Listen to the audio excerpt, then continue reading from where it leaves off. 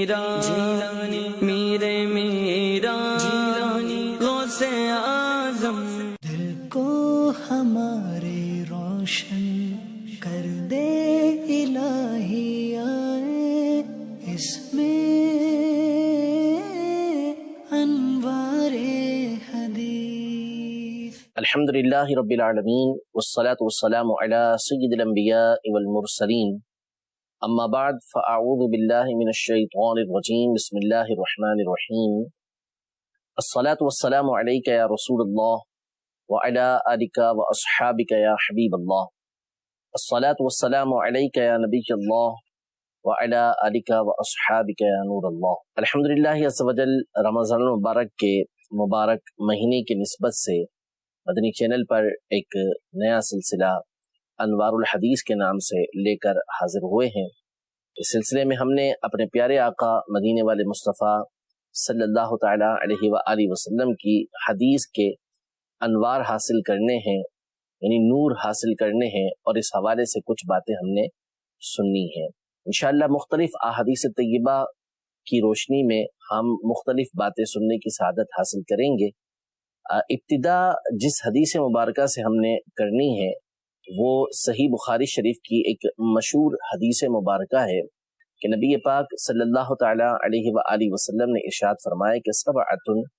یظلہم اللہ یوم لا ظل الا ظلہ،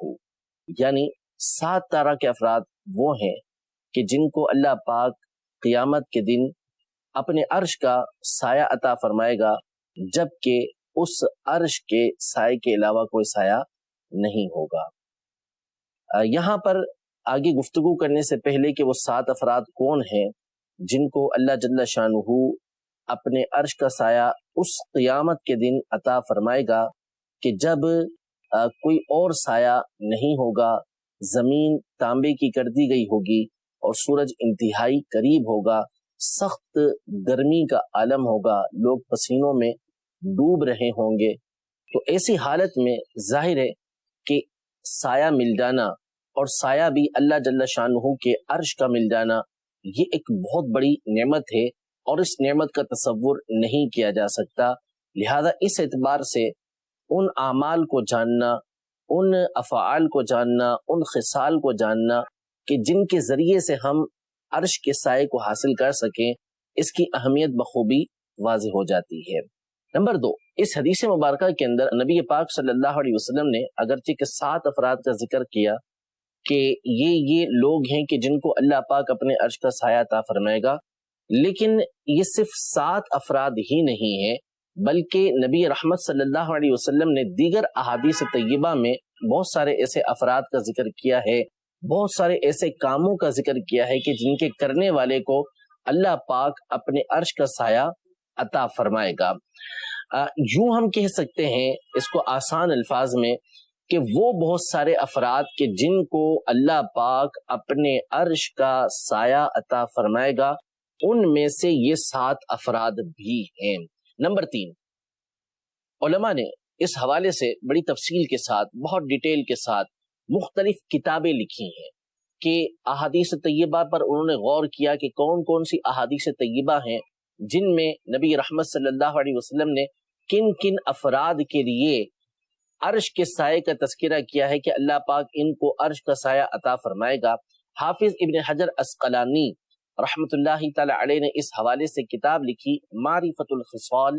الموجبۃ للظلال، یعنی وہ کون سے افعال ہیں کہ جن کے ذریعے عرش کا سایہ حاصل ہوتا ہے۔ انہی کے تلمیذ، انہی کے شاگرد امام شمس الدین سخاوی رحمت اللہ تعالی علیہ نے ایک کتاب اس موضوع پہ لکھی الاحتفال بجمع اولی الظلال، یعنی عرش کے سائے والے کون ہیں ان کو ایک جگہ پر جمع کر کے خوشی حاصل کرنا، محفل کرنا، یہ آپ نے اپنی کتاب کا نام رکھا۔ اور اس پر ایک عظیم الشان کتاب امام جلال الدین سیوطی شافعی رحمت اللہ تعالی علیہ نے تحریر فرمائی، جس کا نام تمہید الفرش فی الخصال الموجبۃ لذل العرش ہے۔ یعنی آپ نے ایک پوری تمہید باندھی ہے، احادیث طیبہ کو جمع کیا ہے کہ جن کے ذریعے ان کاموں کو بیان کریں کہ وہ کام کرنے کی وجہ سے اللہ کے عرش کا سایہ ملتا ہے۔ تو آپ نے تقریباً 70 کے قریب وہ افعال، وہ کام ذکر کیے ہیں کہ جن کے ذریعے سے عرش کا سایہ حاصل ہوتا ہے۔ المدینۃ العلمیہ نے اس کا ترجمہ بھی کیا ہے، یہ علامہ سیوطی رحمۃ اللہ تعالی علیہ کی اس کتاب کا ترجمہ الحمدللہ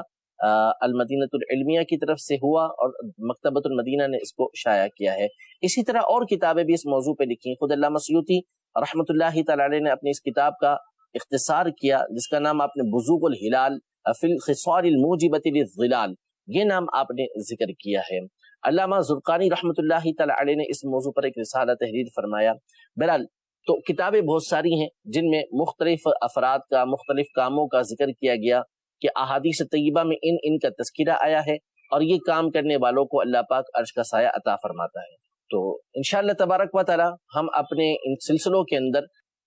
عرش کا سایہ کن کو ملے گا انہی افراد کا تذکرہ کریں گے، اور اس ضمن میں اور باتیں بھی انشاءاللہ تبارک و تعالی آپ کے سامنے بیان کریں گے۔ سب سے پہلے تو ہم عرش کے حوالے سے چند باتیں سماعت کر لیں کہ اللہ پاک جن کو عرش کا سایہ عطا فرمائے گا تو وہ عرش ہے کیا۔ عرش کے حوالے سے سب سے پہلی بات تو یہ سماعت فرما لیں کہ اللہ پاک کی مخلوقات میں حجم کے اعتبار سے، رقبے کے اعتبار سے جو سب سے بڑی مخلوق ہے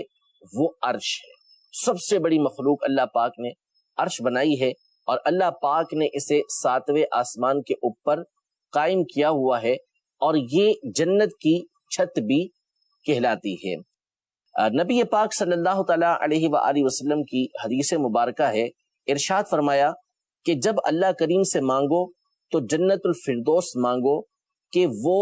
درمیانی جنت ہے اور اعلیٰ جنت ہے، اور اس کے اوپر رحمان عز و جل کا عرش ہے، اور اسی سے جنت کی نہریں جاری ہوتی ہیں۔ یعنی جو عرش ہے یہ جنت کی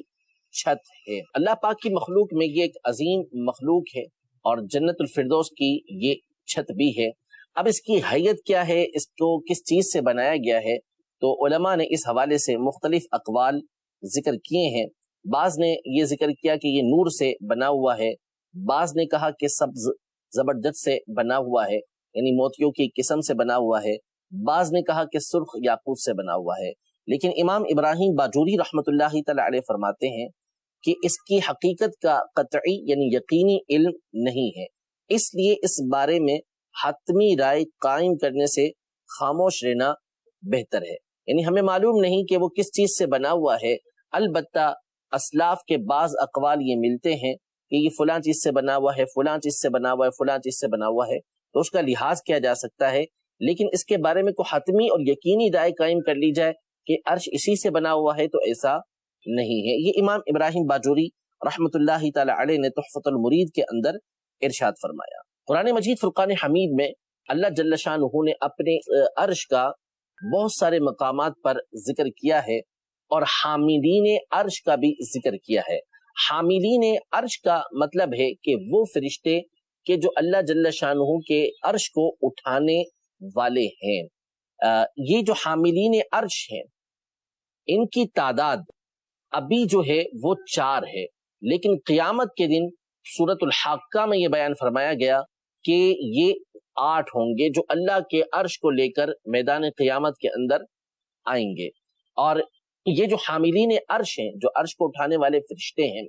یہ وہ فرشتے ہیں کہ انبیاء کرام علیہم السلام کے بعد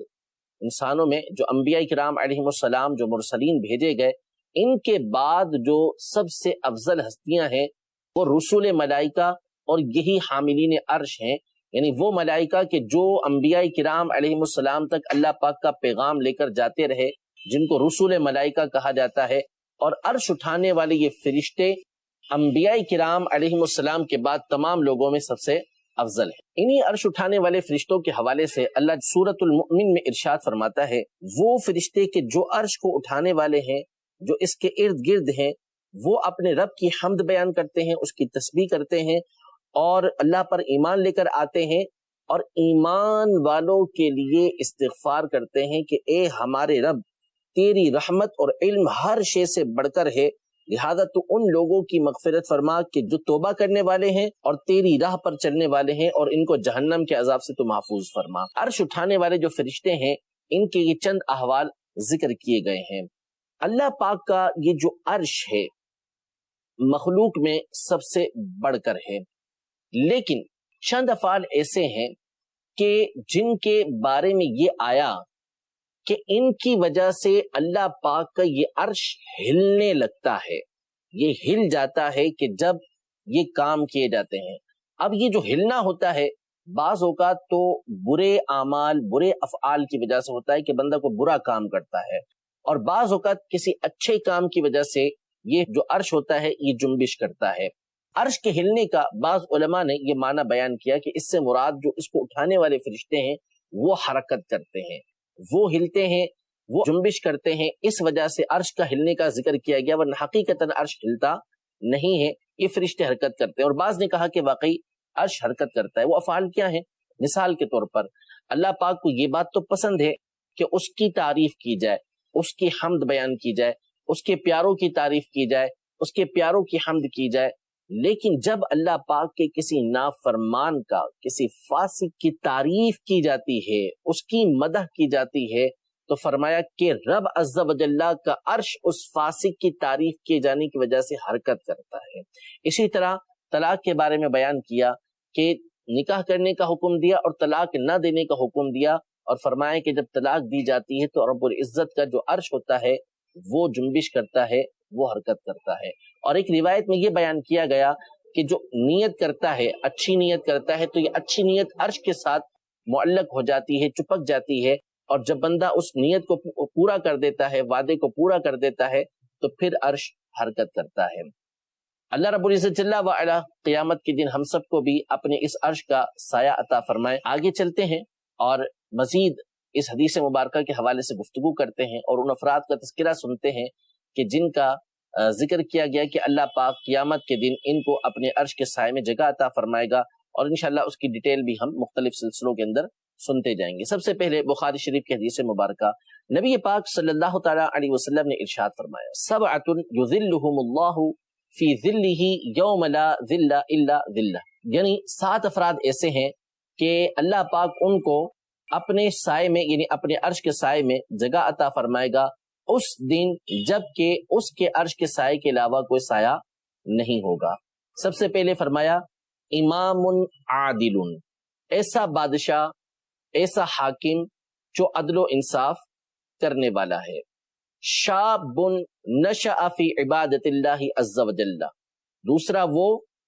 نوجوان کہ جس کی نشو و نما اللہ پاک کی عبادت کے اندر ہوئی۔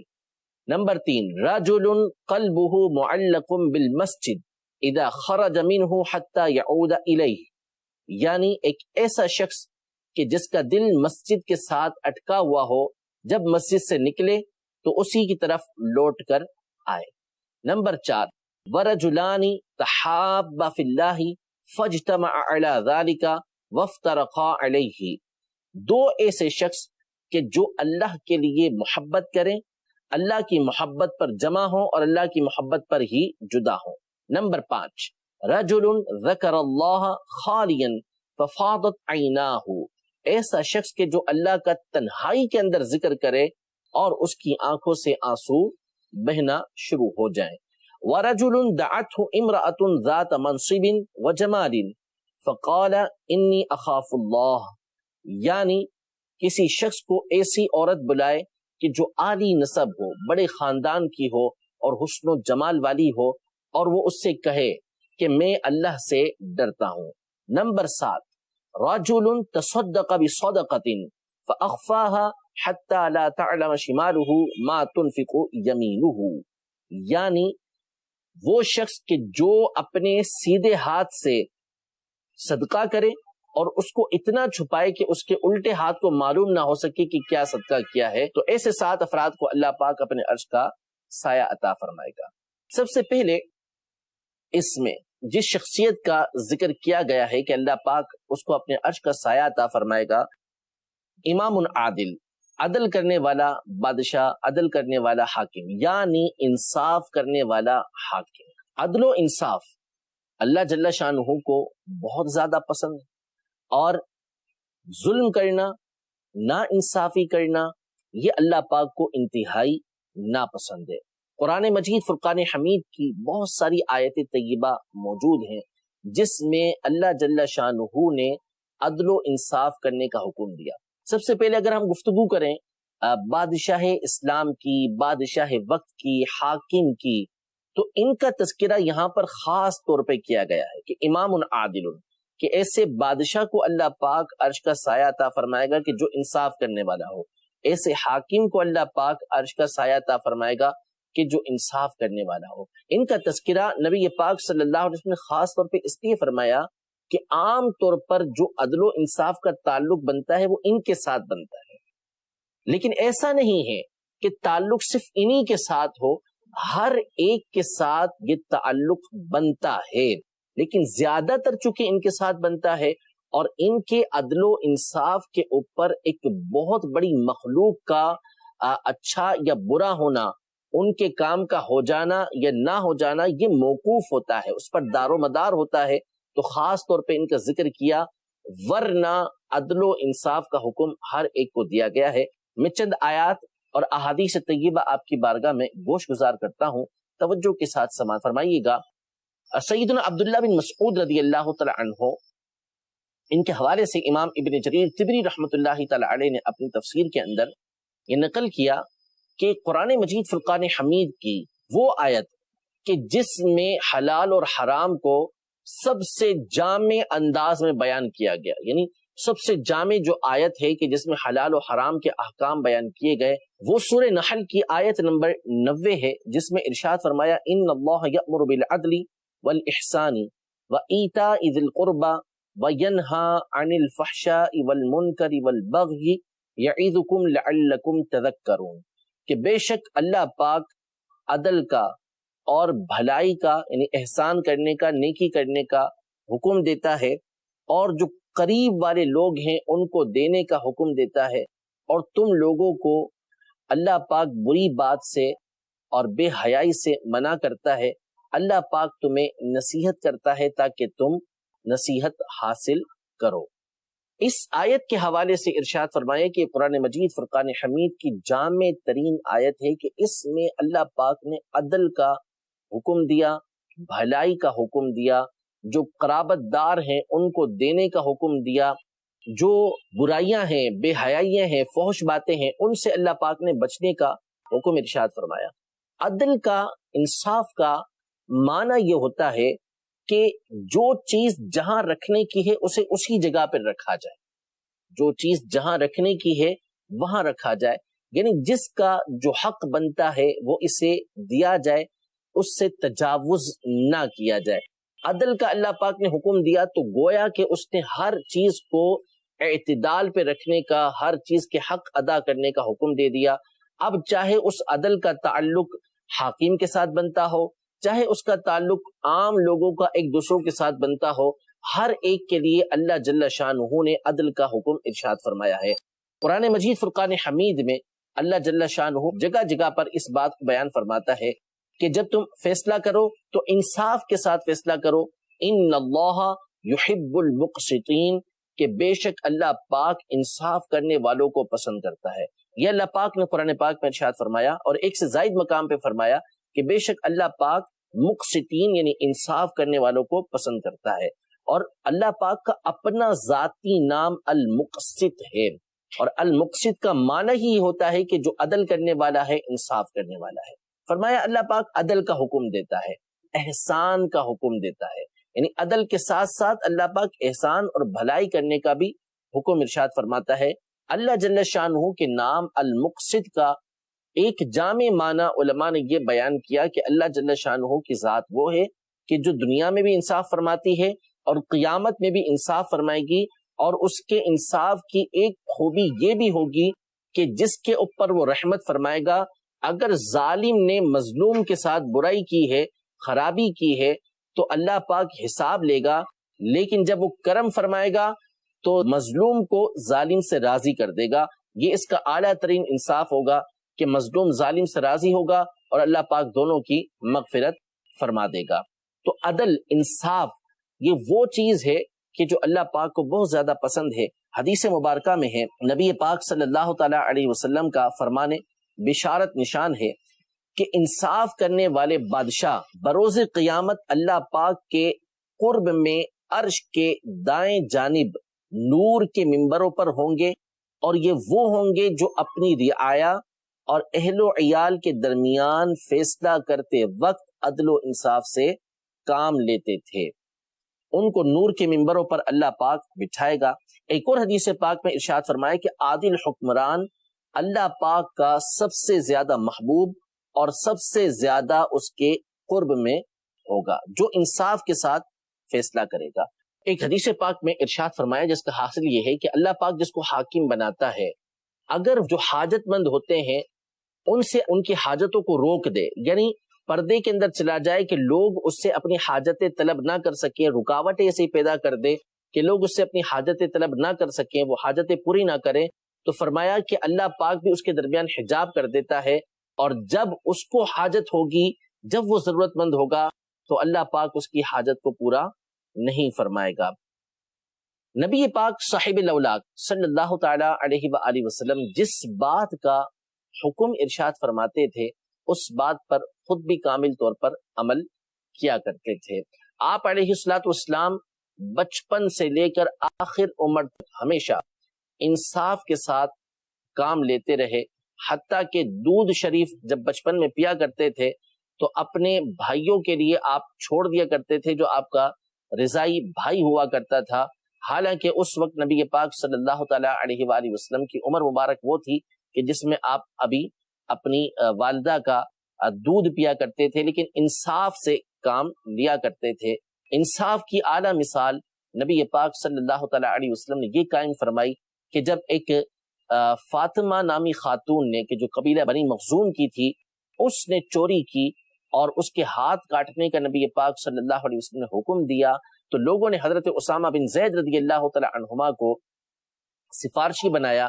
کہ اس کو معاف کر دیا جائے یا اس کو کوئی اور سزا دے دی جائے۔ تو نبی پاک صلی اللہ تعالی علیہ وسلم جلال میں تشریف لے آئے اور فرمایا کہ تم اللہ کی حدود کے اندر سفارش کرتے ہو،